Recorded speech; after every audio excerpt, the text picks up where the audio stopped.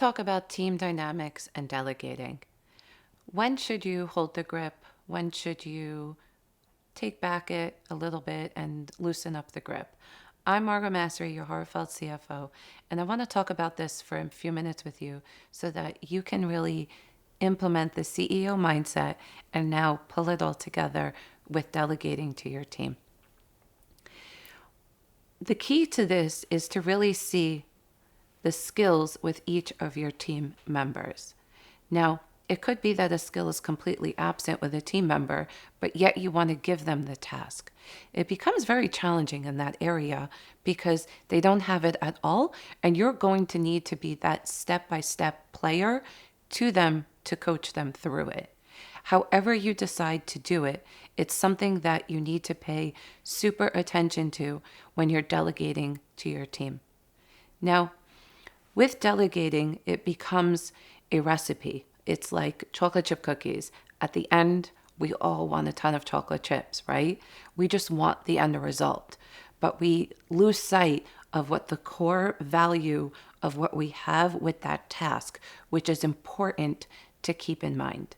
With that being said, with delegating, you want to see the end game and really align your steps so small so that your team player can be successful.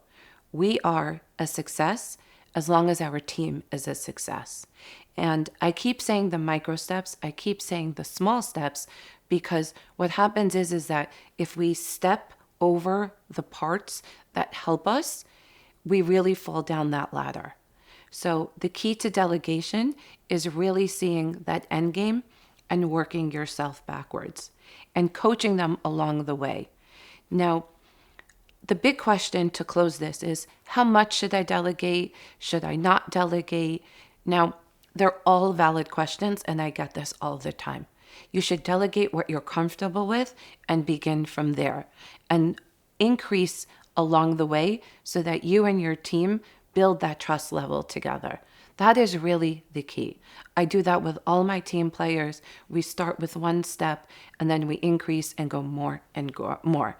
Now, I love it when people come to me with a skill I don't have that I can learn, because I don't want to be always the smartest person in the room. I want to be around people that I can learn from. And that's what happens in delegation. You also end up learning from your team players.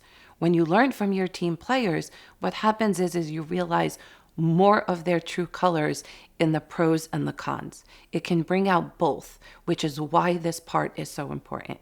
So let's identify together the best person for the task and together build that part of the journey. As always, any questions, let me know, and I look forward to talking to you soon.